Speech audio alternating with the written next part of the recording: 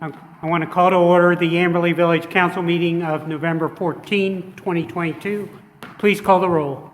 Ben Hunt. Here. Tom Muthing. Here. Keely Paul. Here. Bob Rosen. Here. Jay Schatz. Here. Darrell Wood. Here. Scott Larmer. Here. Andrew Kakey. Here. Chief Wallace. Here. And if everyone could please rise and join me in the Pledge of Allegiance. I pledge allegiance to the flag of the United States of America and to the republic for which it stands, one nation, under God, indivisible, with liberty and justice for all. Okay, first item on the agenda this evening is our minutes from our last regularly scheduled meeting. Those minutes were circulated in advance, and there was one change that was also circulated today. Are there any further changes? If not, we can consider those minutes approved. The next item is the minutes from our special meeting of November 3rd, 2022. And again, there was one small change circulated in advance on that. Are there any further changes? Seeing none, we can consider those minutes approved. We'll now move on to the finance report for September 2022. Thank you, Mayor. I'd like to talk a little bit about the memo that I prepared for council that summarizes our UAN report, which is our financial package. In regards to finances for the month of September, I'll talk about revenues first. The earnings tax collections during the month of September total $293,000. That brings us to a year-to-date amount of $2.9 million. Our estimate for the year is 3.4, so we're at 85% collection rate at this point. The income tax receipts are very strong. We do have one final quarter to report, so we'll pick up October, November, and December to close out the year to see where we land with the earnings tax, but it is doing well at this point. In regards to other revenue, our total revenue for the village for the month of September was the year-to-date is $5.5 million. So we are currently we've taken in revenue about 96% of what we had estimated for the year, which was 5.7. On the expense side, expenses for the month of September totaled $376,000. We've spent just a little over $5 million as of the end of September. So we've spent about 75% of the 2022 budget. And that leaves us with an unencumbered general fund balance at the end of September of $6.3 million. And that concludes my report. Are there any questions for the manager? Yes, Mayor. Do we have any sense as to why revenues are up other than our residents making more money? I'll defer to the chair of the Finance Committee because we talked about this at the most recent Finance Committee. So, well, one of the big reasons for September being very high is it included the reimbursement from Greater Cincinnati Waterworks for the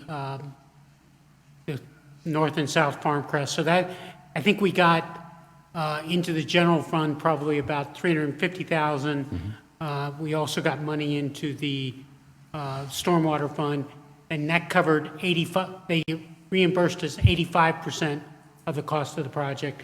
The final 15% will be sent to us upon completion of the project. But the earnings tax is doing very well. The village manager doesn't like when I say we're going to exceed the budget, but we are. But we've had a solid year. But, September was exceptional because of that reimbursement. Any other questions? Okay. We'll now move on to, we have two citizens that are going to address council this evening. What you can do is you come up to the podium, just state your name, address, and then you have 3 minutes to address council. All right, great. Okay, my name is Tim Clone. This is my wife, Clara. We live at 7041 Dino Lane, which is just across the other side of the park. We moved in last January, and we just to be clear, we love everything about Amberley so far, and one of the main things that drew us to Amberley was this beautiful park right next to our house. And so both of my boys are avid baseball players, and I'm a baseball coach. And so when we moved here, we hoped to be able to use those fields potentially for our teams to play, but especially, at least for our kids to play on recreationally. And we reached out to the village office, and what we found is that those fields during the baseball season, which runs basically the end of March until July, those fields are reserved by teams mostly from Nativity and also from Pleasant Ridge Montessori. And the way that the reservations work, and this is just, you all may know this, but just to fill everybody in, the way that those reservations work is that there are two people who I believe are associated with mostly with Nativity. They're Nativity boosters or athletic department people, and it is their job to sort of dole out the fields for the year. And we contacted these people and said, hey, we have a recreational team that would like to play on the fields and wondering if we could also have a time to play. And what ended up happening is that they have demand for fields on their end, and they basically filled all the importance, all the slots that you would want to use, as in every weekday evening and then all day Saturday and Sunday. During those months of the year, they essentially reserve, although that reservation appears to be in sort of word of mouth only, to use those fields. So I don't know how much time I have left, but we think that this situation is a little bit unfair, that the fields have essentially been gifted, or the right to reserve them has been gifted to an organization that's not in Amberley, and that we'd like there to be a different system or an opening of the system to allow for citizens of Amberley to reserve the fields during those times. So again, I don't know how much time I have left, but that's sort of the crux of the situation. Just going forward, I'd like there to be a way for people who come from the village to let their teams play as well, not just Nativity and Pleasant Ridge. So thank you. Okay, thank you. And I think what we've talked about doing with this is referring it to the Public Buildings and Parks Committee. This is, as you probably are aware, the village does not have the administration ability, and this is a system that has worked fairly well for, probably 50 plus years. As a child, I grew up in Amberley, and I played on those fields. Or at that point, there was only one of those fields. The second one got constructed as a result of a donation by an Amberley resident. And even though the teams may come from Nativity, many residents do play on those fields. But it's always worthwhile to reconsider and look at whether we can do things better. Even though I think it's worked pretty well in the past, we can always think about whether we can do something better.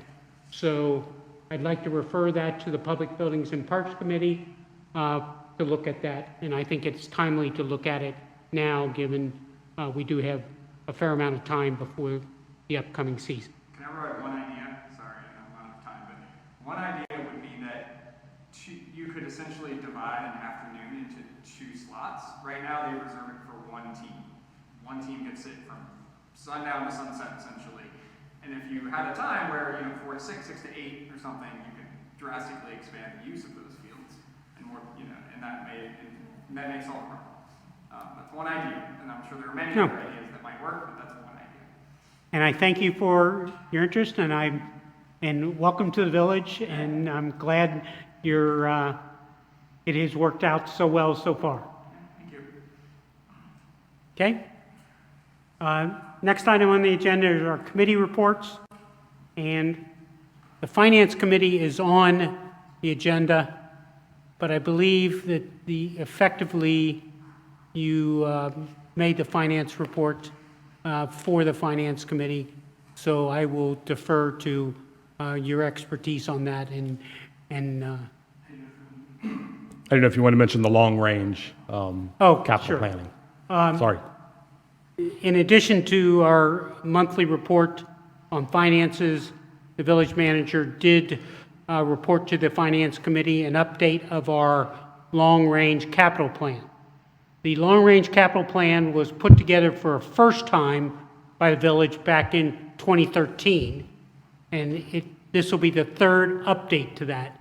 And we find it a very valuable tool to have because it highlights possible upcoming very sizable expenditures. And I think there were two things that the committee really took away from this is that, to no surprise, but the cost of equipment, and when I say equipment, that is things like our dump trucks and our equipment that are used for our maintenance, our vehicles that the police use. Cost of equipment is going up very significantly. The cost of a dump truck now, I think, is probably, when you consider everything put on the dump truck, we're now looking at dump trucks in excess of $150,000. And the lead time for those dump trucks, it tends to be in excess of a year. I think we ordered a dump truck, or we ordered a piece of equipment close to a year ago, and we still haven't received it. Again, it just shows how important it is for advanced planning. And then the other thing, that the very large ticket items that are out there, like fire trucks and things like that, it's good for us to keep those out there and understand where they might hit. And the good news is, from a village standpoint, is the last 8 to 10 years, we have been able to build up some cushion in our general fund so that we can take on the cost of something like that when it comes to us. But it's also very good to have the foresight as to when those costs may come. And so I think it's a very good practice that the village manager put in place starting in 2013 and continues to update. And again, if there's any residents that wanted to see that long-range capital plan, that is available. Are there any questions on that? Pardon me, Mr. Mayor, just one quick comment. I really, for the residents in the room, I really want to just make sure you can feel confident that just the diligence that has gone into this document. First time I had ever seen it was at this most recent meeting, and I was really impressed with the foresight that the village staff have put into this to make sure that we can feel confident that financially we're going to be in good shape tomorrow, next year, 2 years ago, 5 years from now, 10 years from now. So thank you. Okay, we'll now move on to the Streets, Public Utilities, and Sewers Committee. Thank you, Mr. Mayor. I would like to introduce to Council Resolution 2022-31. This resolution would authorize the village manager to enter into a contract for the purchase of electricity for the village electric aggregation program. Our current program, our current contract will expire in August of 2023. Anybody who goes and buys gas and understands that the energy markets are volatile, prices are substantially higher, although they're down from what their peaks were, they bounce all over the place.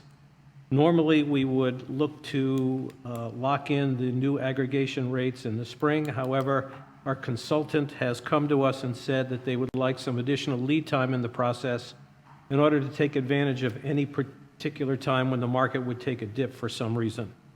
So this resolution, which was recommended by the Streets Committee, would authorize the city manager to enter into an agreement whenever our consultant comes back to us and says it's the most opportune time. Second the motion. Okay, it's been moved and seconded that we adopt Resolution 2022-31, which would put in place the authorization for the village manager to enter into a contract for the purchase of electricity if the prices are favorable. Are there any questions? And again, this is a program that we are in with 7 other communities. Okay, it's been moved and seconded that we adopt Resolution 2022-31, authorizing the village manager to enter into a contract. All in favor? Aye. Opposed? Be noted that that resolution passes unanimously. That concludes my report. Okay, we'll now move on to the Health, Education, and Welfare Committee. Thank you, Mr. Mayor. The Health, Education, and Welfare Committee met to discuss our DEER management program, and it's our policy in the village to review this each year and decide if we want to continue it. So for just a little bit of history, due to resident complaints, vehicle accidents, safety concerns, as well as maintaining a healthy herd, this program began. In 2012 was the original resolution, and then there were some amendments in 2017, and it was really created with a lot of input.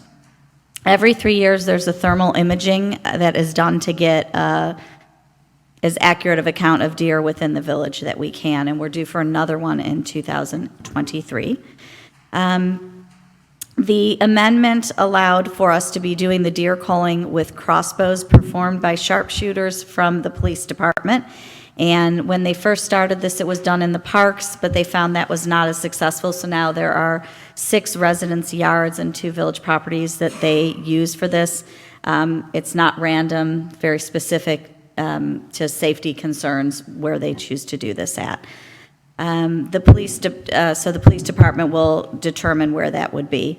It calls for culling 50 deer each year, and they're usually right around the last 3 or 4 years. They've been right around that amount. Last year it was 48 deer. The deer, it's then taken to a processing plant, so it can be donated to local food pantries, and last year about 1,400 pounds were donated. So it's also putting that meat to some good use. So it was found with reports from the police department and village manager that we all found on the committee that it has been successful, and we thought that it was reducing accidents and damage and maintaining that healthy herd. And so we did recommend that this is continued for another year. Are there any questions? Thank you. Thank you. Now move on to the Compensation and Benefits Committee. Thank you, Mr. Mayor. In November, our most recent meeting, just a few weeks ago, the Compensation and Benefits Committee continued our discussion regarding requests from the village employees for some changes to their benefits. At that time, after that meeting, we did kind of come to some conclusions as a committee.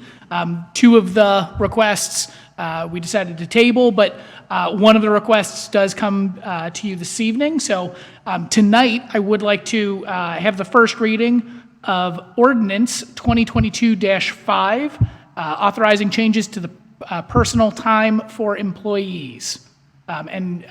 This would be the first reading. The second reading will occur in December. And basically, the request from the employees had been to have personal time taken separately and not taken directly out of their sick time, as I've reported back to the council for the last few months as we've continued this discussion.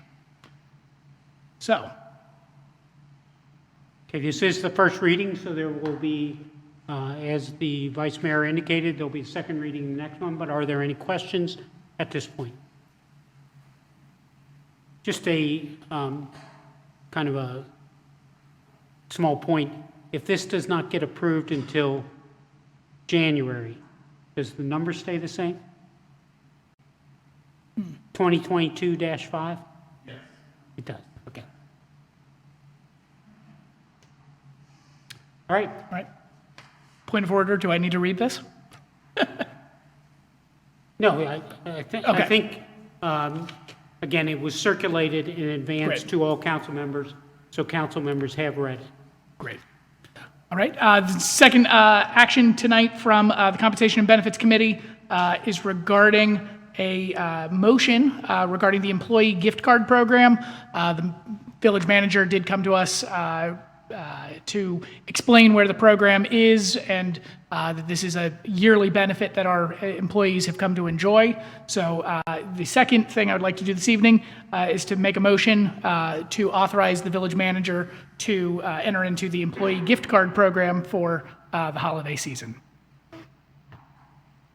Second. It's been moved and seconded that we authorize the village manager to go forward with the holiday gift card program, which will be a holiday gift card for employees at the amount of $300, which is the same amount as last year. Are there any questions or comments? Okay, it's been moved and seconded that we approve the holiday gift card program for the year 2022. All in favor? Aye. Opposed? Being noted that that resolution passed unanimously. Great. That concludes my report. Okay, we'll now move on to the Public Buildings and Parks Committee. Thank you, Mayor. Thank you, Mayor. We just met last week, November 7th. We discussed a prairie installation on Amberley Green at the June council meeting. Sorry, after seeing long and short. So in June was the first presentation from Cincinnati Nature Center about a prairie for space for Amberley Green. They returned to our meeting last week and presented a site-specific proposal. It's for a 6.25 acre prairie on the old three-hole fairway, which is just west of the community garden and pond, and it's along the edge of the green, so right along the edge between houses and the main body of the green. There would be a path on the north side, and they also suggested 4 seating areas along the path. The prairie installation would be approximately $10,000, and the seating areas would be around $2,600. We're going to search for grant funding and also reach out to the Boy Scouts to see if the Eagle Scout program would want to use the existing seating that exists next to the community garden and the proposed seating areas as Eagle Scout projects. I know quite a few boys who have gone to Eagle Scout, and sometimes it's hard for them to find good projects. So if that could be a win for them, it would also be a win for us. So if we did that, it wouldn't necessarily be a cost savings, but it would not be a cost increase. And it would also drive interest to the area because the Eagle Scouts are, of course, very active in their community and people are aware of the projects that they're working on. So that's regarding the prairie. So at this point, we're just continuing to do exploratory work, funding, etc. We also got a review of the inaugural season of pickup ball at the municipal park. It was a strong success. They played 9 of the 13 Tuesdays with 10 to 12 people each night. And some of the players have unofficially kept playing even into September. We agreed to continue the program next year, and we'll have to update the tennis court regulations, and we'll also need to update the signage at the physical tennis court. We're also researching adding more lined courts. So currently 2 of the 4 courts have lines for pickleball. They are by no means regulation pickleball courts, but the lining is obviously an advantage. So we're going to research adding more lined courts. So that would be either one more or both of the other 2 tennis courts. And so this is not about a new court, this is just about the lines. We're going to research that. And then going backwards to old business, I'm hoping people have noticed that they've installed the 2 additional pieces of play core equipment on the municipal park. Very excited to see those installed. The salt barn repair on the Amberley Village North site has been completed. And they have there's a sign going in at the entrance to the north site The foundation is in. Any further progress, guys? And there's a large hole. And our last project is the AC for this building, and we're currently just waiting for a unit and crossing our fingers that it comes before spring. So, thanks. That concludes my report. Oh, I'm sorry, questions? Just a comment, given what Tim and Clara have raised, and we talked about this issue over the summer. I know we don't have the labor to help us start scheduling ball courts and pickleball courts. I wonder if this is an opportunity for us to look at the technology to start doing this online in a more extensive way to loop in our ball fields. That's actually a great suggestion. Thank you. Yeah. I mean, I know the technology exists. It's used all over the country in communities everywhere. So maybe this is a chance. And Mayor, not to challenge you, but I would say that as successful as our ball fields have been, I'm not sure it's as equitable as it needs to be. Okay. I'd be slightly concerned, not with the baseball fields, but with the tennis courts. We went to totally electronic scheduling because some of our residents are not. It's a great point. But I feel like with the ball fields, that would definitely be an option that we might want to pursue because I think the people doing that are Right. in a different technology place. I wouldn't doubt that there is senior-friendly technology to schedule tennis and pickleball. Thank you. So I guess now that concludes my report. Any other questions? The area where the prairie is going in, that does not preclude other possibilities It does not interfere with With any- innovation. or any other land that could be developed in the future? Correct. Okay. Because it has always been the intent to keep a buffer zone between anything that would happen on the green and the houses that come up to the green. And the third fairway runs along the edge, so we would have kept that as a buffer zone regardless. Yeah, but there's quite a bit of woods between the two now anyway, right? But this was But in the woods are their property, right? Or is that, the property lines in the woods. yeah, But this was identified, the area that the prairie would go into was identified in the study that was done 2 years ago, that we would not develop it. Question, I'm sorry. Sure. Are there maintenance costs associated with the prairie? I mean, I know So the the whole point of a prairie prairie is not would to take. require less maintenance than the current turf Okay, does. correct. However, it's not, because of the size of the green, and this is only 6.25 acres, it also won't really decrease the maintenance of the overall green, which is 133 acres. Reduce it some, Well, because yeah, that area is currently mowed regularly. 25 times a year, and it will now be mowed once. Yes. But I'm just saying it's not gonna be a, It's not massive. right, Yeah. it's gonna, yeah, it's gonna be probably closer to a rounding error. Yep. Anything else? Okay. We'll now move on to the Investment Committee, and the Investment Committee met on November 2nd. The Investment Committee normally meets once a year with our investment advisor. As a municipality, the villages, we're permitted to invest under state law. We're pretty much limited to what we can invest our excess funds into, to be things like either government bonds or certificates of deposit, the very low-risk investments. But we do meet with our advisor periodically. We have met with the advisor twice this year. We met with them back in May, and we met with them in November. And the reason we met with the advisor twice this year is there's been a lot going on in the markets this year, as we all have noticed. And so we met with the advisor on November 2nd. Recent investments that the advisor, when we have one of our CDs or our bonds come due, we look at what is the best place to put that money.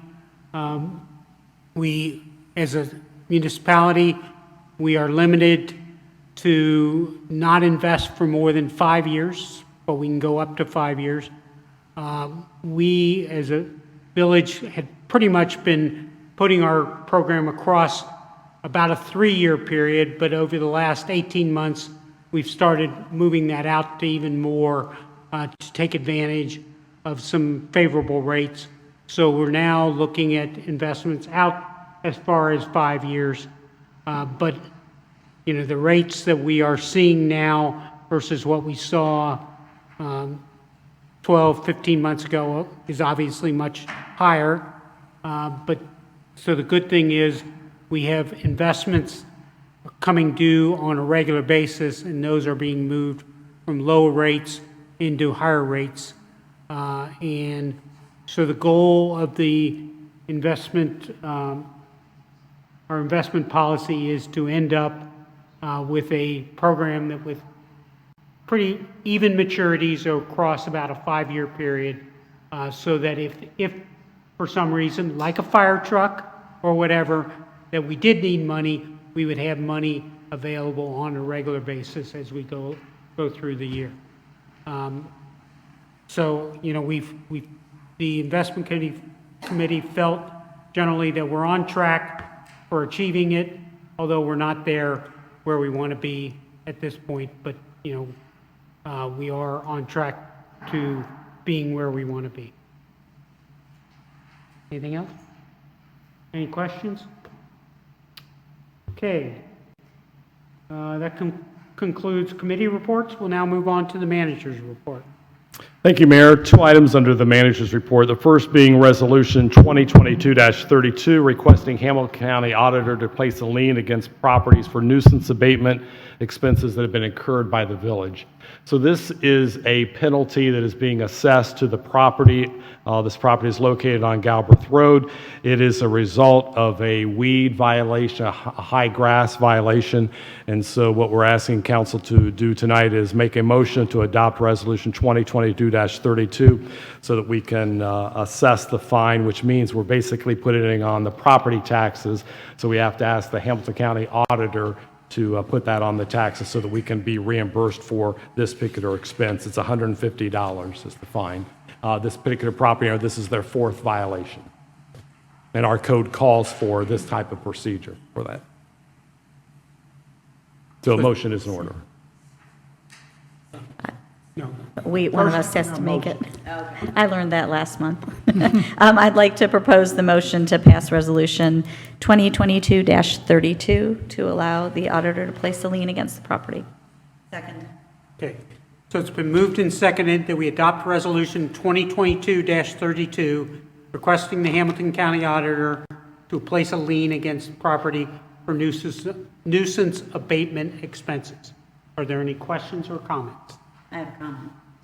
I think it's important, especially for residents, to know that even though this is their 4th violation, they have not received a fine for all 4. There's a whole protocol, and they've now essentially stacked up high enough that they're starting to be fined. Any other questions or comments? If not, it has been moved and seconded that we adopt Resolution 2022-32. All in favor? Aye. Opposed? Be it noted that that resolution passes unanimously. Thank you, Mayor. In regards to the manager's report, I wanted to mention 3 items. Brush and leaf collection is ongoing. Each season is different for leaf collection. This season has certainly been a bit unique. Normally, our leaf season is sort of peaks in late November. This year, it peaked really in late October, early November. If you saw with Maintenance Supervisor Tony Chesney's report, comparing the last 2 weeks of October, last year had collected 20 cubic yards. This year it collected 490. So that's a pretty significant difference. What that means is that we have gotten behind quicker than we normally would. So the leaves fell, a lot of the leaves fell at pretty much at the same time early on in the season. So that means we're incurring overtime. We also have the ability to ask police officers to work the maintenance department, and we've had quite a few of those. The police employees help us out as well. So we try to keep out at least 2 crews, and when we can, we put out 3 crews with police officers just to get us up to date. We have made quite a major difference this past week, but what we're also finding is once we've gone through a neighborhood, there are leaves being put out from behind us. We did work all day on Saturday in the Fair Oaks area. They never left the entire day. I mean, there were that many leaves in that area. So we will continue. The message to residents is to continue to put your leaves out, and the village will collect them. We do not assign a specific day for collection of leaves, but put your leaves out to the street, and we will collect those. The second item I wanted to report on is an item that was included in your packet. It is referred to as the Topics rezoning. Topics is located on 2121 Section Road. It is one of our industrial businesses here in the village. Topics owns about a little over 11 acres on Section Road. This will be on the south side of Section Road as you approach the railroad tracks. Part of their property, about 3.5 acres, is zoned residential. And we've been working with Topics in regards to trying to allow or encourage them to expand and to grow. They have expanded about 8 years ago, but they're looking at future expansion, but they are somewhat limited because of the residential zoning that is on 3 sides of their property. The process is for Topics, the property owner, to submit the rezoning application to Village Council, and your role is to refer that to the Planning Commission. So I'm asking you to do tonight is to pass a motion referring the Topics rezoning to the Planning Commission, and they'll be hearing this at their December meeting. So a motion is in order for that. I'll make a motion to refer the Topics rezoning to the Planning and Zoning Committee. Second. Okay, it's been moved and seconded that we refer the request for consideration of the rezoning of the Topics property to the Planning Commission. Are there any questions or comments? I have a question just following up. I think you've shared with us their concern, they're landlocked there. Yes. How much time do you think this buys us to keep them in the village? This is one of their options, but it is a short-term option. It buys them about 5 or 6 years. Wow.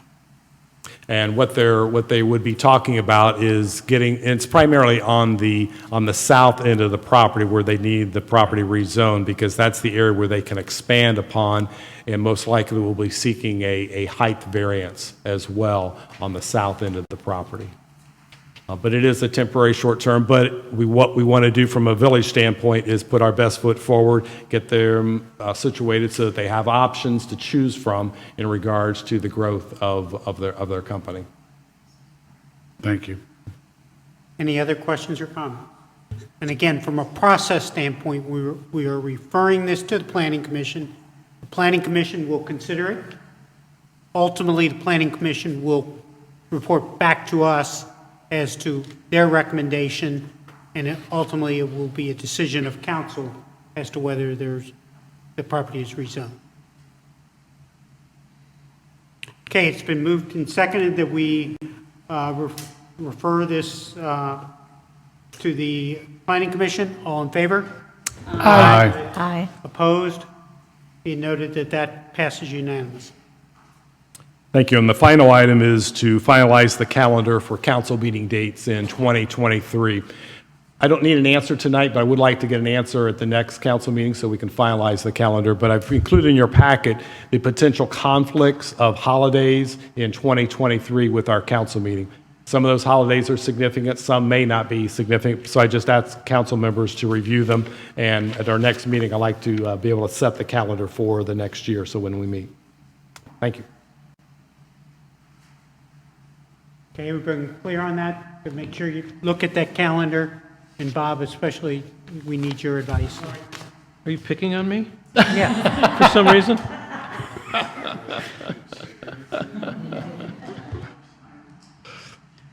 Okay, Chief, you got anything? Yeah, I have a couple items. So we started our holiday package again, collecting. So if anyone's having holiday packages from Amazon or anywhere delivered to your houses, you can actually have it delivered to the police station, just attention with your name on there. When it comes in here, we actually put a label on it and we store it, and you can pick it up what's convenient. Doesn't matter if you're in town, out of town. A lot of people do that pretty regularly because unfortunately these people follow them around the community waiting for them to drop packages. So we really push people to use that program. The next thing I got is I just want to talk a little bit about the canine. Obviously, our canine's been around for a few years, and next year we'll be looking at possibly doing a replacement of our canine dog. But I think it's important for everyone to understand how much the dog actually does and how important it is to us doing our job every day. I'll give you an example of in October, the dog had 4 narcotic deployments resulting in methamphetamines, needles, marijuana, a loaded pistol. Did one track for another department in Norwood where a guy fled from a robbery and threw a gun, was able to locate the gun. And then also did another track from a felony subject that was wanted in Springfield Township and tracked him to the house. So far this month, Sergeant Caney, I'll give you an example, made a stop just a week ago on a vehicle for a traffic infraction. He immediately called for the dog because things didn't seem right. And from the search of the dog, we ended up recovering 2 bags of fentanyl, 5 and 22 grams, 2 folds of white powder cocaine, which has resulted in 2 grams, a bag of ecstasy pills, a bag of crack cocaine, unused needles, a bag of marijuana, 2 scales, 3 phones, a Glock 9mm handgun, and an assault rifle.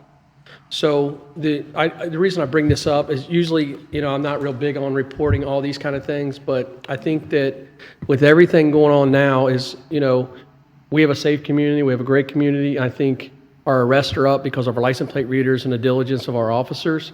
That's why our burglaries are pretty much non-existent now, and things like this is what makes it that way. But as my advocate toward a dog for the future and the reasons why is, 27 grams of fentanyl, this officer searching this vehicle alone and searching this car, it'd been easy for this officer to, been overcame by that, the powder could have got loose or anything.